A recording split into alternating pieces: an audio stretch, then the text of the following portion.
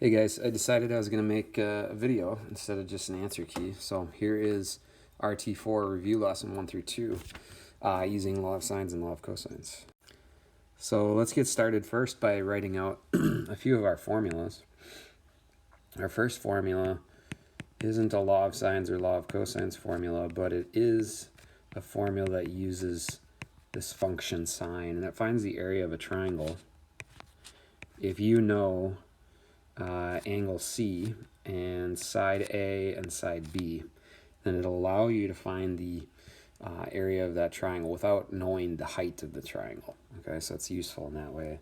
The law of sines tells us that the sine of A over side A is equal to the sine of angle B over side B and the sine of angle C over side C. That works in the same triangle that I've got the area on, or the area formula used for, using those values there. Now, typically the law of sines is used if you have a side angle pair. So that means if you're given both an angle and a side length across from it. So you can't have unknowns in, for example, you can't have angle A unknown and side A unknown in order, if let's say you were to use this ratio sine A over equal to sine B over B. And I'll do an example of that here in a couple of minutes. But so law of sines is typically used with a side angle pair, not sine, side angle pair. Okay.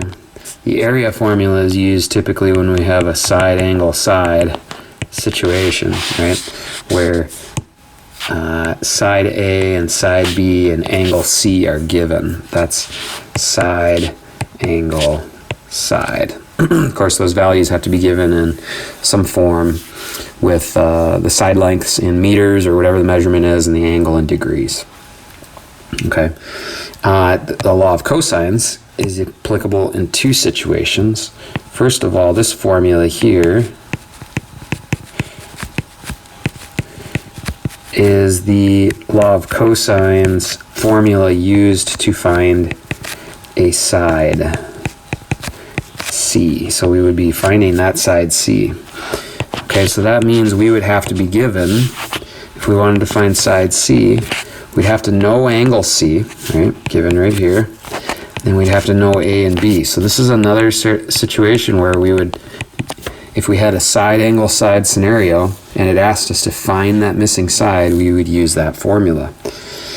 The last situation, or typically another situation that you'd see, is to find angle C, we'd do the inverse cosine of A squared plus B squared minus C squared over 2AB. All right, so if we're to find an angle C, then I have to know A, B, and C. Okay, so that would be side, side, side. If I'm given side, side, side, and I'm asked to find an angle, we would use law of cosines. Now, law of cosines is pretty cumbersome. It takes a lot of effort and algebra, and it's pretty easy to goof up on your calculator. So you'll only ever want to use it once. Okay, if you use it once and then after that I'd use law of sines or some other situation if necessary, okay? So let's get into these problems and try them out. Okay, this problem here is asking us for the area, and notice that I have two sides surrounding an angle. This is a side angle side scenario, and I'm asked for the area. So the area would be 1/2 side 1 times side 2 times the sine of the angle in between them. My calculator, as I punch this in to the nearest square millimeter, gives me 241 millimeters squared. Okay.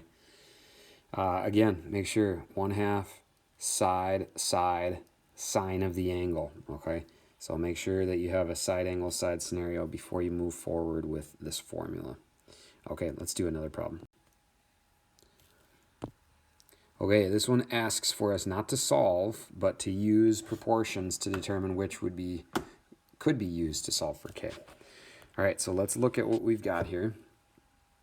it looks like I have a angle and the side across from it. So if you remember, one of our criteria is that if we have a side angle pair, side with its angle, we're likely going to use law of sines, and we will in this case. So the sine of 56 over the side across from it would be equal to the sine of 70 over k. Okay, as I look at these options, it looks like that would be option B. Now in this case, if I wanted to solve for k, I'm going to go ahead and do that, even though it doesn't require it for us. We would cross multiply, so k times the sine of 56 would be equal to 32 times the sine of 70. And k would then equal 32 times the sine of 70 divided by the sine of 56. Okay, my calculator is telling me that that side k would equal about 36 millimeters, or meters if I round it to the nearest whole number. It's a good idea just to check your work here, see if you know the process, and not just go with the multiple choice, just so that you know you have a good understanding, okay? All right, I'm going to move to the next one here. All right, it's asking me to solve for angle B. I want to determine, am I going to use the law of sines or law of cosines? It looks like, yet again, I have a side angle pair. I got angle 42 and this side 26. So I'm going to use law of sines because I have that side angle pair. So the sine of B over 35 will equal the sine of 42 over 26. So the sine of B, I'm not going to cross multiply here. I'm just going to leave the sine of B on that side alone. I'm going to multiply both sides by 35. Leave that 26 where it is. And then I'm going to solve for B. And whenever we solve for an angle, we undo this sine function here by doing the inverse sine. And that allows us to find an angle measure. Remember, inverse is only used when finding an angle measure. All right, so I'm going to get on my calculator and see what I get for this. To the nearest degree, I think that's what it's asking for. Yeah, the nearest degree, I'm getting, what is that, 64 degrees. All right, let's keep going. All right, it says solve for n, solve for a side length, okay? Again, I've got a side angle pair. You can see that here. I've got this angle 47, that side 32. I would pause the video right now if I were you, see if you've got this down. But the sine of 63 over this unknown n is equal to the sine of 47 over 32. I'm going to multiply, cross multiplying, I would get the following. N sine of 47 is equal to 32 sine of 63. Dividing both sides by the sine of 47.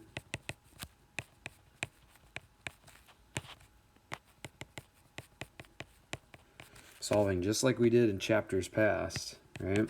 Just now in the forms of sines and cosines.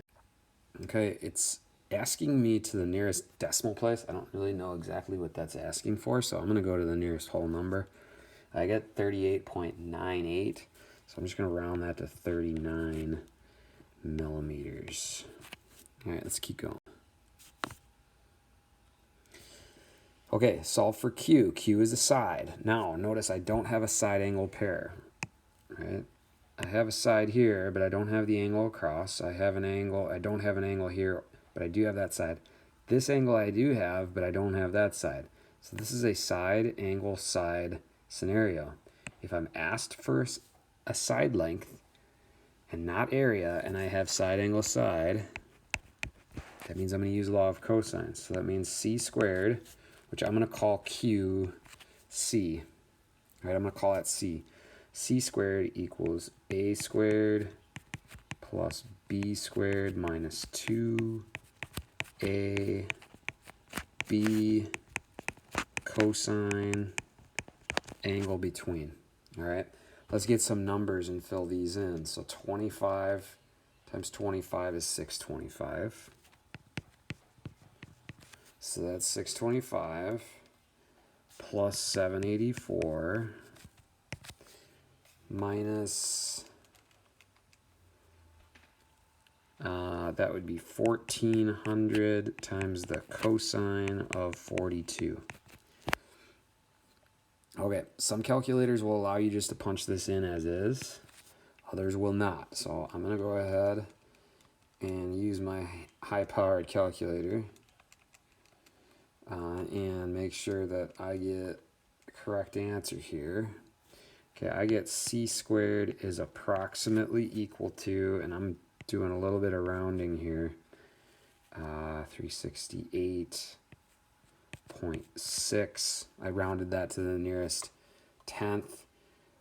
Big mistake made by most geometry kids right here is they think that's the answer. Now, look at the scenario. Would it make sense that if I have side lengths of 28 and 25 that I'd get a third length of 368? Obviously not, so I'm going to make sure I take the square root of that value and then I get an answer to the nearest decimal place. Again, I don't know what that is. I'll go to one decimal here, 19.2. Okay, and that makes sense in the context of the problem that would be somewhat close to 20 or 25 or 30. Okay, all right, let's keep going. That's law of cosines to find a side. Let's now use law of cosines to find an angle. So the law of cosines to find an angle, C, actually I'm going to rename this C instead of Q so it fits in my formula, would be the inverse cosine of a squared plus b squared minus c squared. Now this is going to be little c because it's across from angle C. So I'm going to take 39 squared plus 43 squared minus 34 squared. It's very important that's where that is. Okay, over 2 times 39 times 43. If you goof up which side is where, you'll be finding one of the other angles in the triangle. All right, so my suggestion to you right now is to take 39 squared plus 43 squared minus 34 squared and rewrite this so that the algebra does not get in the way of you getting this answer right, because right now the setup is accurate. So I get 2,214, and 2 times 39 times 43 is 3,354. Okay, this angle is going to come out to be an acute angle. And the reason I know that, and this is extra, is if this ratio right here, this number on the inside is positive, that'll come out to be an acute angle. So let's take the inverse cosine of that ratio, 2,214, and divide it by 3,354. I get angle C, which was called Q earlier, to the nearest degree would be 49 degrees. All right, so there you have it. Law of sines, law of cosines, and the area using our new formula, 1/2 sine of the angle between them. All right, guys, shoot me any questions you got. Let's see if our answer is right. I think we were right on. All right, have a great day. See you next time.